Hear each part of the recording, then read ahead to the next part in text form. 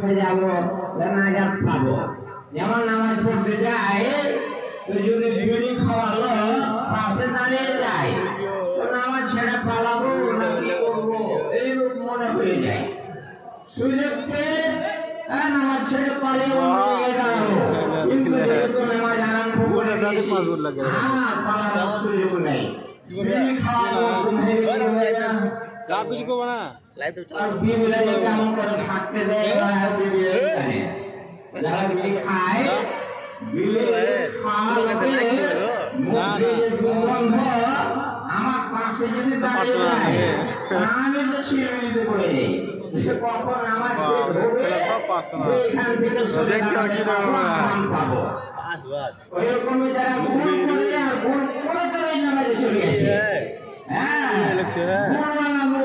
বন্ধ করে না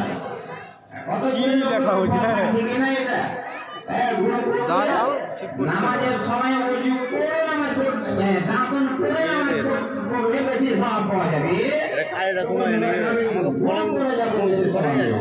দিবে না দিবে না রাসূল বলছেন আকালা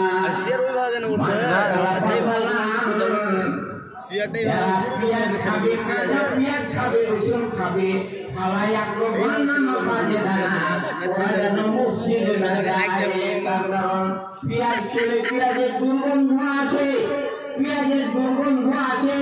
ওই দুর্গন্ধটা যে পাশে থাকবে সে বুঝতে পারবে, যে খেয়েছে ও বুঝতে নাও পারতে পারে, এর তো পাশে যে থাকবে সে বুঝতে পারবে।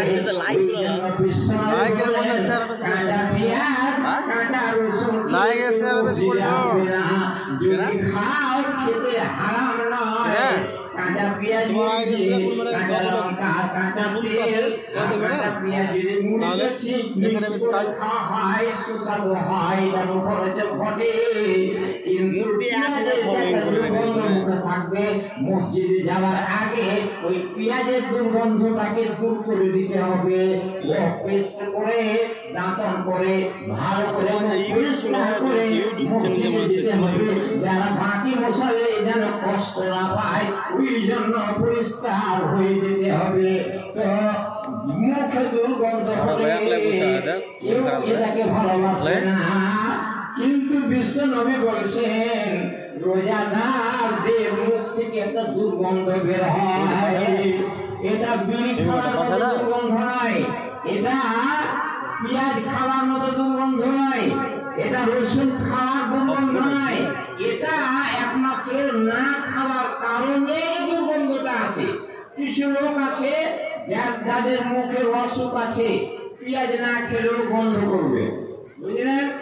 ওটা ব্যবস্থা করা উচিত। হ্যাঁ, ওটাও ঔষধ আছে, ঔষধ ব্যবহার করে দুর্গন্ধটা দূর করতে হবে। মুখের দুর্গন্ধ কেউ পছন্দ করবে না। বিবিটাও মুখ ঘুরিয়ে দিবে, উইলে মুখ দিকে করে তো মুখে ঘুরিয়ে দিবে, কেউ পছন্দ করে না। স্বামী হলে হবে কি, স্বামীর জন্য মুখ দুর্গন্ধ করে তো ও পছন্দ করবে না। তো এইগুলো এই কারণে হয়। আর একটা দুর্গন্ধ আছে না খাওয়ার কারণে, আপনি সারাদিন না খেয়ে আছেন, ওর কারণে মুখ থেকে যে দুর্গন্ধটা আসে বিশ্বনবী বলছেন ওয়ালা খুলুফু ফামিসাইমে আদিয়াবু ইনদাল্লাহি মিন রিহিল মিসকিন। যাদের রোজা রাখার কারণে, রোজা রাখা মানে খাবার পান করা বন্ধ করে রাখার কারণে তাদের মুখ থেকে একটা দুর্গন্ধ আসে, ওই দুর্গন্ধটা আল্লাহর কাছে মিষ্টি আম্বার সবচেয়ে উঁচু মাপের সেন্ট, উঁচু মাপের আদর, উঁচু মাপের সেন্ট হচ্ছে মিষ্টি আম্বার। মিষ্টি আম্বার চাইতেও বেশি ভালো আল্লাহর কাছে। এটা মানুষের কাছে নাও হতে পারে, আল্লাহর কাছে খুবই দামি ওই রোজাদারদের মুখের দুর্গন্ধ।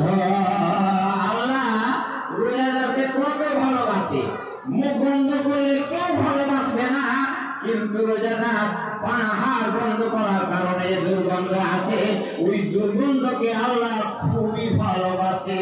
তার একটা প্রমাণ দিচ্ছি, উদাহরণে খুবই ছোট্ট করে বলছি, টাকা গণনা শেষ করে দেব।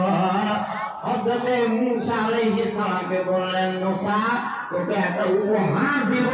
উপহারটা কি? একটা কিতাব দিব, কিতাব যার নাম তাওরাত। তাওরাত তোমাকে দেব। 1 মাস রোজা রাখার পর তুমি আমার সাথে দেখা করবে, তোমাকে ওই তাওরাত দেব। ও খুশি, আল্লাহ আসমানি কিতাব আমাকে দেবেন। 1 মাস রোজা রাখলেন। 1 মাস রোজা রাখার পর উনি ভাবলেন এবার তো আল্লাহর সাথে সাক্ষাৎ করব, আল্লাহর সাথে দেখা করব, একটু ভালো করে মুখটাকে পরিষ্কার করে নি, নাতন করি, বেশ করি, মুখের দুর্গন্ধ আছে, মুখের দুর্গন্ধটাকে দূর করে নি, দিয়ে আল্লাহর সাথে কথোপকথন করতে যাব, আল্লাহর সাথে কথা বলতে যাব। উনি আগে সুন্দর করে মিসওয়াক করলেন, দাঁতন করলেন, দিয়ে মুখের দুর্গন্ধটাকে দূর করলেন খুব ভালোভাবে পরিষ্কার করে। এবার আল্লাহর সাক্ষাতে চলে গেলেন। সাক্ষাতে যখন আল্লাহ যেখানে রেখেছিলেন সেখানে পৌঁছিলেন, তখন আল্লাহ বললেন, হলো না মুসা, তোমাকে রোজা রেখে আসতে বলেছিলাম, 30টা রোজা রাখবে, আর 30টা রোজা রাখার পর আমার সাথে এসে সাক্ষাৎ করবে, তোমার সঙ্গে কথোপকথন হবে, আর তারিখে কি একটা উপহার দেব, তাওরাত আসমানি কিতাব। আমাদের যেমন কোরআন আছে, এই কোরআন বা ফুরকান, এই লোকটাকে একখানা কিতাব দেবেন। তো উনি মিসওয়াক করে মুখের দুর্গন্ধটা দূর করে আল্লাহর কাছে চলে গেলেন। আল্লাহকে বললেন, আল্লাহ চলে এসেছি, 30 দিন রোজা রেখে আল্লাহ তোমার আদেশ মতো 30 দিন রোজা রেখেছি, আর 30 দিন রোজা রেখে ওই উপহারটা নিতে এসেছি। আল্লাহ বললেন, হলো না, তোকে বলেছিলাম 30টা রোজা রাখবি, আর 30টা রোজা রাখার পরে আসবি। রোজাদারের মুখের দুর্গন্ধ আমি খুব পছন্দ করি, ওই অবস্থায় আসছি, তো আমি আনন্দ চিত্তে তো এই উপহারটা দিলাম। হলো না কেন? তো বললেন বেশ, কেন বললে মুখের দুর্গন্ধ কেন বললে? যদি তোকে করা হলো আরো 10টা রোজা রাখ, এবার দাঁতন করে আসবে না, মুখ পরিষ্কার করে আসবে না, দুর্গন্ধ নিয়ে আমার সাথে দেখা করবি, তবেই তো তোর উপহারটা দেব। ভেজালে পড়ে গেলেন মুসা আলাইহিস সালাম। মনে করলাম যে আল্লাহর সাথে কথোপকথন করবো, মুখে দুর্গন্ধ বের হবে, এটা খারাপ লাগবে, ওই জন্য দুর্গন্ধটাকে দূর করে গেলাম, আরো বিপদে পড়ে গেলাম। এখন আরো কষ্ট কর, 10 দিন আরো রোজা রাখ। আবার ফিরে চলে গেলেন।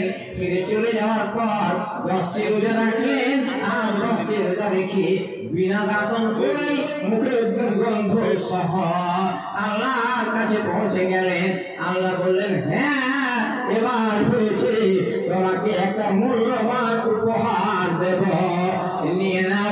মূল্যবান উপহার মুসা আলাইহিস সালামকে দিয়ে দিলেন, যার নাম তাওরাত। আমাদের যেমন ধর্মগ্রন্থ কোরআন, তেমনি মুসা আলাইহিস সালামকে দেওয়া হয়েছিল তাওরাত, ঈসা আলাইহিস সালামকে দেওয়া হয়েছিল ইনজিল, দাউদ আলাইহিস সালামকে দেওয়া হয়েছিল জাবুর। এই 4খানা কিতাবের নাম আছে।